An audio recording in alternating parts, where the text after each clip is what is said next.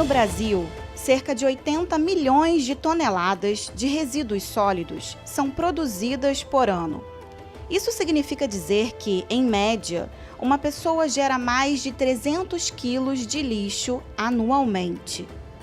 De acordo com dados da Associação Brasileira de Empresas de Limpeza Pública e Resíduos Especiais, ABRELP, apenas 4% de todo esse montante é reaproveitado ou reciclado. Os resíduos sólidos abrangem todo e qualquer material descartado em residências, estabelecimentos comerciais, industriais ou hospitalares e são divididos em orgânicos, resto de alimentos ou folhas de árvores, recicláveis, papel ou plástico, rejeitos que não podem ser reciclados ou reutilizados, como papel higiênico, e, por último, os perigosos, como é o caso das pilhas e baterias.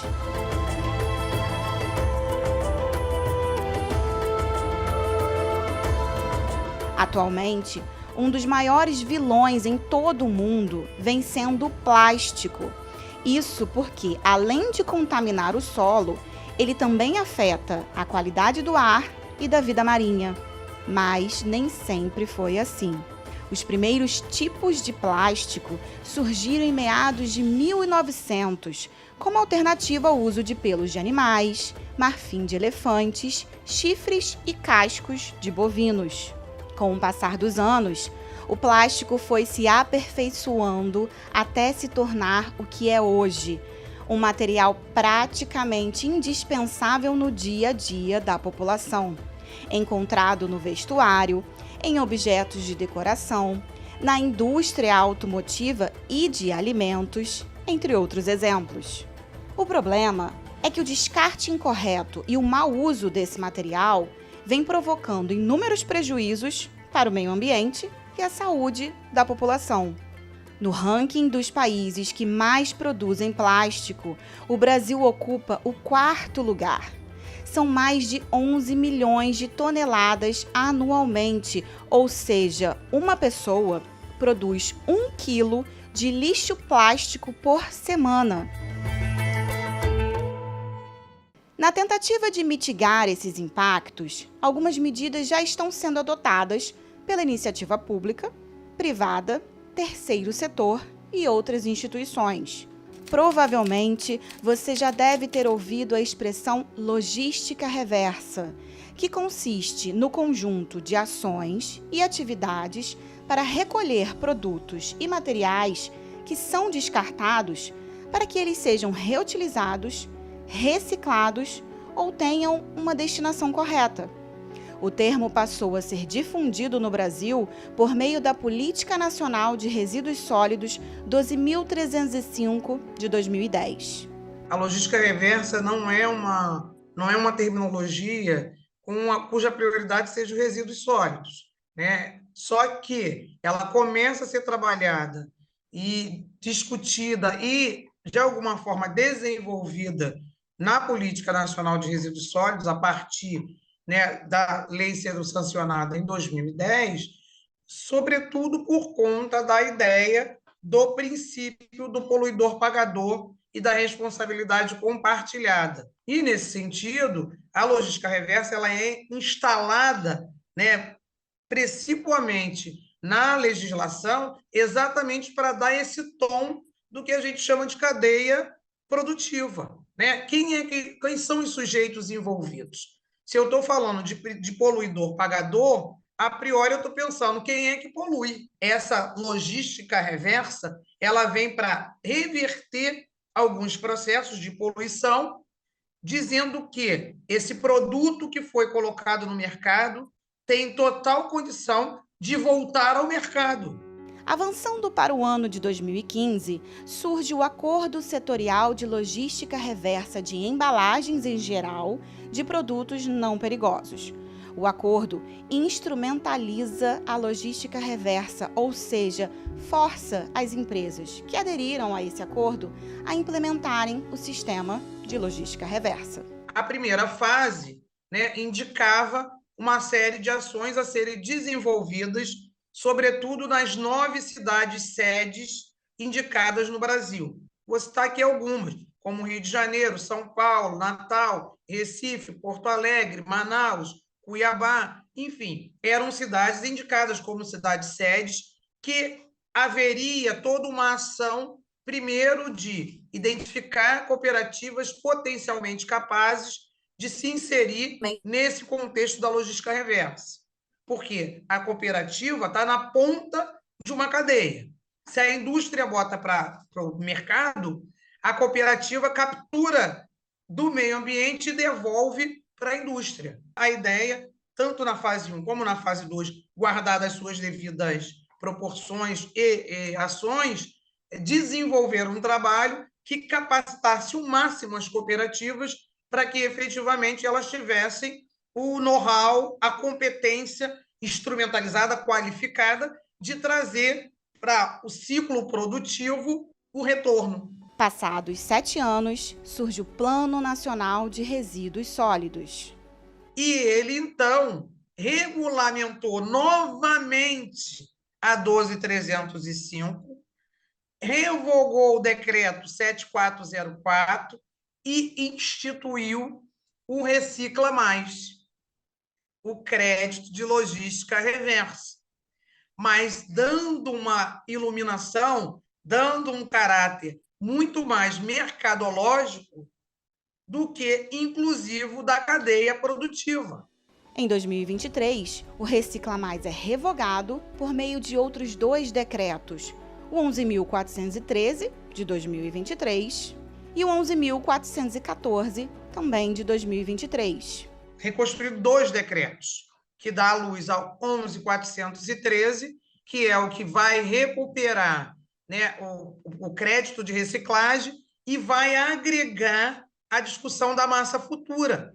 Certificado de Crédito de Massa Futura, documento emitido por uma unidade gestora e que funciona como uma espécie de instrumento da logística reversa, permitindo que a empresa obtenha resultados antecipados do cumprimento da meta de logística reversa relativa a materiais recicláveis e que será introduzida na cadeia produtiva nos anos seguintes, funcionando como uma espécie de respiro para os catadores.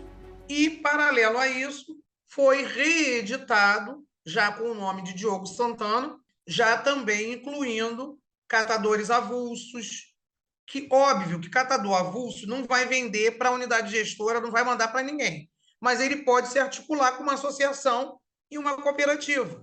No estado do Rio, quando se trata de resíduos sólidos urbanos, o cenário que encontramos é de cerca de 7,5 milhões de toneladas produzidas por ano.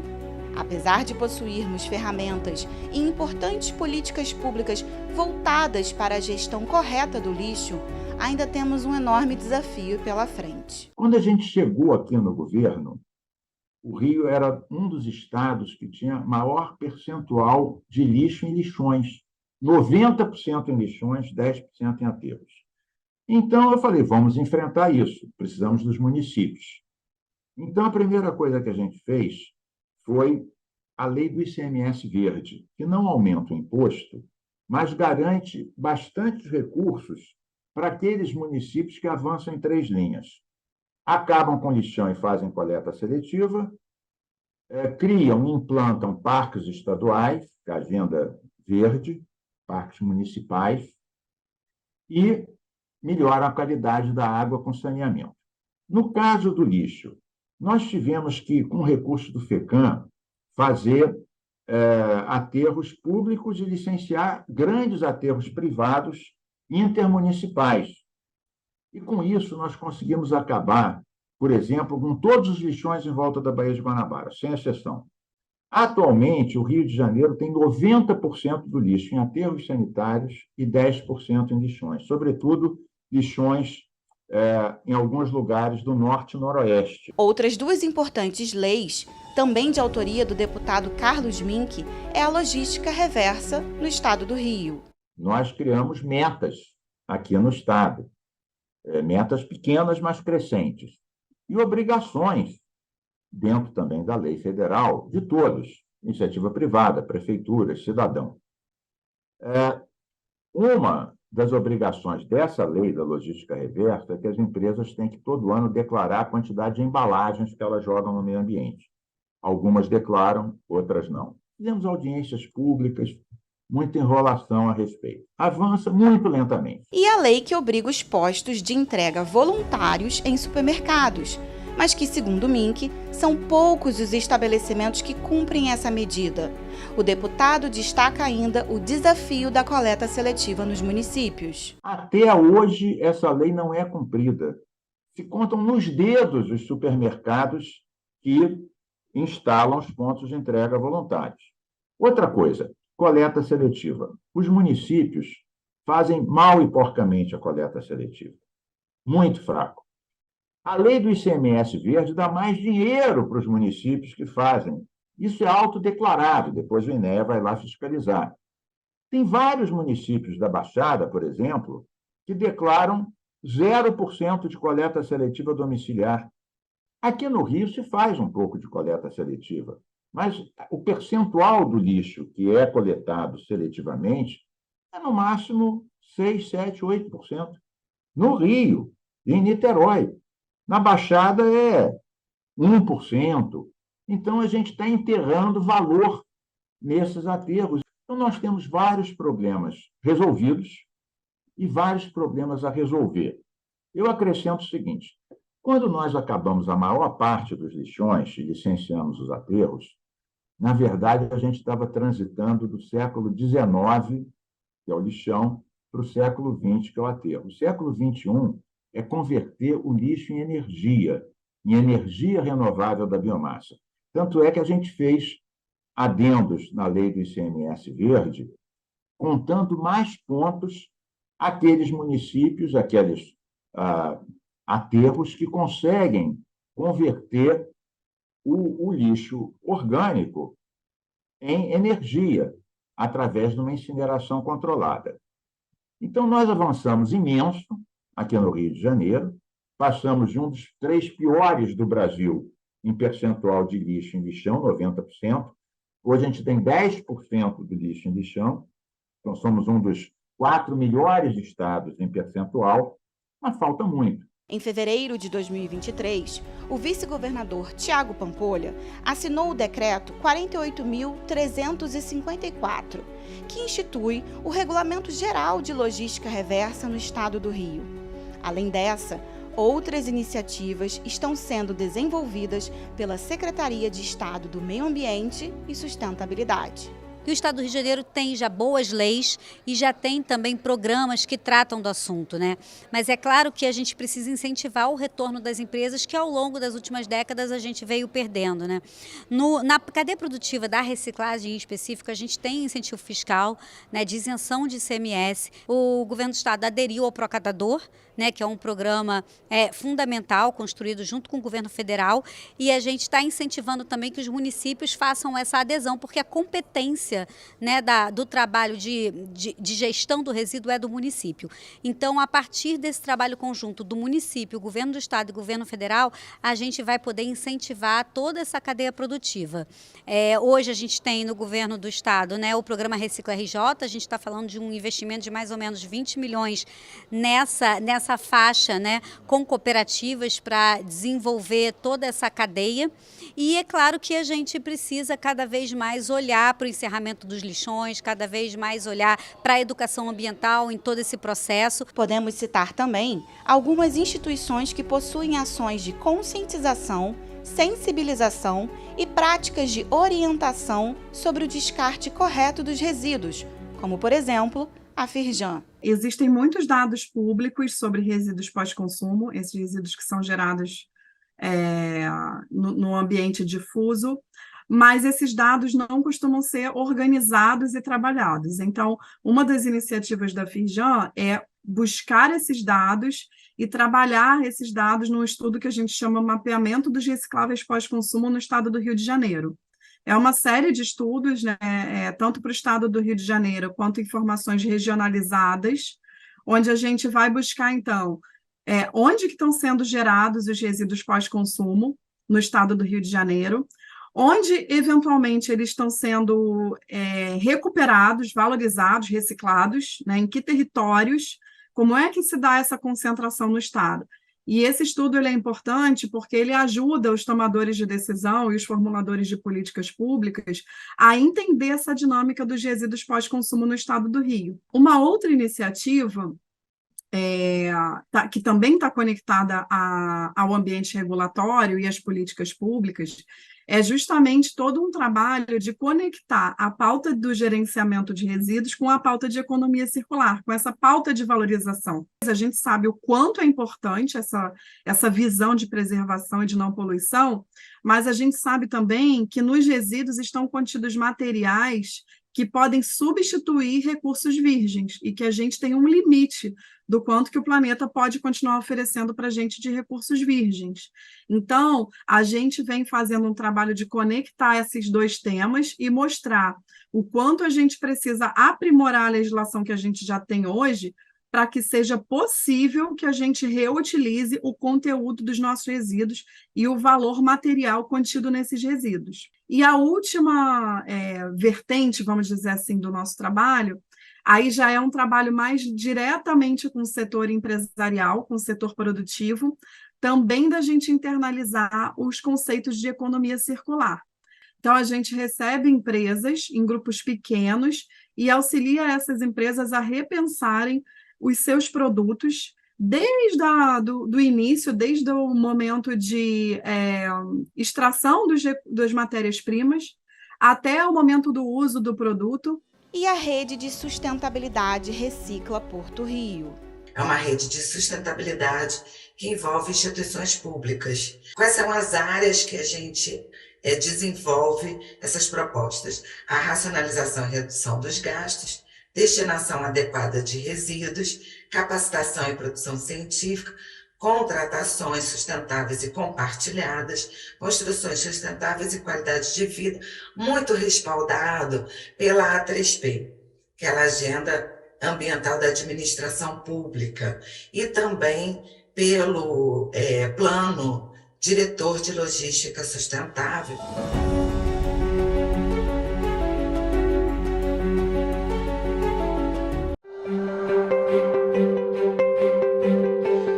Da Alerj já foi palco de diversas discussões sobre os desafios do descarte correto dos lixos, do reaproveitamento e da coleta seletiva dos resíduos sólidos no estado do Rio. Em 2023, o subdiretor-geral do Fórum, Frederico Lima, se reuniu com os integrantes da Câmara Setorial de Desenvolvimento Sustentável para apresentar o atual panorama dos resíduos sólidos no estado e a importância e o papel dos catadores e catadoras nesse processo. Após o painel, nós vamos começar a pensar quais seriam as estratégias, quais seriam as prioridades que nós iríamos assumir para que criássemos estratégias para ajudar o legislativo a trabalhar questões importantes na questão do resíduo sólido. Para dar continuidade ao trabalho do Fórum, foi realizado em setembro a segunda edição do painel Plástico e Políticas Públicas, Alternativas e Soluções. As pessoas precisam entender que a participação é de todos, né? Poder público, sociedade civil, cada cidadão, a educação, a partir das escolas, todos os entes precisam estar integrados nesse processo. Inclusive, quando a gente fala de ente, a própria federação, a União, né? A União tem o seu papel, os municípios têm um papel preponderante e também o Estado, com a cobrança das regulamentações de leis já efetivas no nosso país, que não, no nosso estado propriamente dito, que ainda não são efetivos porque falta regulamentar. Entre os convidados que participaram do evento estava a Braskem, empresa global de petroquímica e de produção de resinas termoplásticas, que destacou em sua apresentação as ações realizadas para reduzir os impactos do plástico no meio ambiente. Mesmo a gente que está lá no início da cadeia, a gente vem trabalhando em todas as áreas da cadeia, ou seja, apoiando nossos clientes para fazer um design mais circular, trabalhando junto com as cooperativas para ter o impacto social e trazer maior renda para eles. E aí desenvolvendo novas cadeias, então além de a gente produzir a resina, a matéria-prima fóssil, que a gente fala que é a virgem, a gente também hoje oferece aos nossos clientes soluções com conteúdo reciclado. Sustentabilidade sempre foi um pilar dos negócios da Braskem e hoje as avenidas de crescimento da Braskem estão muito focadas em biopolímeros, ou seja, soluções renováveis que vêm da cana-de-açúcar, por exemplo, ou seja, que endereça a preocupação das mudanças climáticas, e do outro lado a questão da reciclagem, para que a gente consiga de fato resolver o problema do resíduo plástico. Então hoje os grandes investimentos que a Braskem tem feito nessas duas linhas de sustentabilidade de negócio, efetivamente, que é renovável e circular. Além da importância dos investimentos em tecnologia e inovação. A gente tem feito novas soluções, tanto em reciclagem mecânica, trazendo qualidade. Essa é uma mudança, porque historicamente o reciclado vinha sendo utilizado com produtos com menos qualidade. Então tem inovação para trazer mais valor para o reciclado. E, por outro lado, novas tecnologias. Quando a gente fala de reciclagem química, que é transformar um resíduo num óleo, e este óleo é o que substitui o petróleo, vamos dizer assim, para simplificar, é uma forma de aumentar a recuperação dos plásticos, ter novas soluções para os clientes e você ter um diferencial competitivo também. Eu acho que esse ponto é importante. A sustentabilidade pode trazer um diferencial competitivo que os investidores têm buscado novas soluções e empresas de fato engajadas em sustentabilidade. De acordo com dados do Sindicato da Indústria de Material Plástico do Estado do Rio, 20 anos atrás, o Rio ocupava o segundo lugar no ranking dos estados com o maior número de indústrias de transformação do plástico. Atualmente, ele ocupa o 6º lugar. Perdemos essa posição nos últimos 20 anos. E a gente precisa recuperar isso, porque o estado do Rio de Janeiro é o estado que produz 4/5 do petróleo do país. A riqueza do petróleo está no Rio de Janeiro. E aí a gente produz o petróleo, produz os derivados, produz a matéria-prima por plástico, e aí a gente exporta essa matéria-prima para outros estados. E como o segundo mercado consumidor continua no Rio de Janeiro, a gente é obrigado a importar essas matérias-primas porque o consumo continua aqui. E aí, economicamente, essa conta não fecha, porque a gente exporta a matéria-prima pelo custo e importa o produto acabado, agregando esse valor fora do Rio. O desenvolvimento econômico está indo para fora do Rio de Janeiro. Um dos fatores que contribuiu para essa queda foi a competitividade tributária. Outros estados avançaram muito mais rápido que a gente e ofereceram essas vantagens tributárias na nossa frente. Essa casa, a Alerj, aprovou no ano passado, em maio do ano passado, uma lei de benefício fiscal de ICMS para as indústrias de transformação de plástico, justamente por essa lógica, tanto de plástico como de outros setores de embalagem, de papel, papelão, vidro, mas essas leis até hoje não foram regulamentadas pelo Executivo. Então elas precisam ser regulamentadas para que as empresas possam pedir habilitação para poderem usufruir do benefício. Eleita segunda vice-presidente da mesa diretora e à frente do Fórum da Alerj desde o início desse ano de 2023, a deputada Tia Ju também falou sobre os próximos passos e ações previstas para avançarmos nessa agenda da sustentabilidade. Nosso objetivo também é, a partir do fórum, nós temos produzido notas técnicas a partir das câmaras setoriais e a gente já tem feito provocações, inclusive de integrar, o fórum está integrando, eu trago o exemplo da Secretaria de Ciência e Tecnologia, a gente já integra o grupo de trabalho para a regulamentação de uma lei de ciência, tecnologia e inovação. Também vamos provocar, e já estamos provocando a partir do fórum, grupo de trabalho junto à Casa Civil para a regulamentação das leis, que inclui essa questão da sustentabilidade, da coleta seletiva e do estímulo e incentivo da cadeia do plástico em si, porque é um assunto global. E o Estado do Rio sempre foi pioneiro, por falta de regulamentação e de pressão dessa casa a partir do fórum, ele não ficará para trás. Frederico Lima explicou que uma das ações do fórum é reunir importantes atores como a academia, a sociedade civil organizada e diferentes instituições para dialogarem entre si e colocarem em prática, junto ao Legislativo, importantes pautas como essa dos resíduos sólidos. Mas esse trabalho não para por aí. O evento acabou, mas o fórum continua. Nós vamos responder todas as perguntas, nós vamos trazer alguns atores que estavam querendo falar para dentro da discussão do fórum, ou seja, através das nossas câmaras setoriais, e nesse caso especificamente da Câmara Setorial de Sustentabilidade, nós vamos continuar esse trabalho, continuar insistindo para que a gente possa alcançar um objetivo. Vimos até aqui que o tripé poder público, iniciativa privada e sociedade é o caminho para um mundo que olhe para o lixo como produção de riqueza, geração de emprego e renda e oportunidade.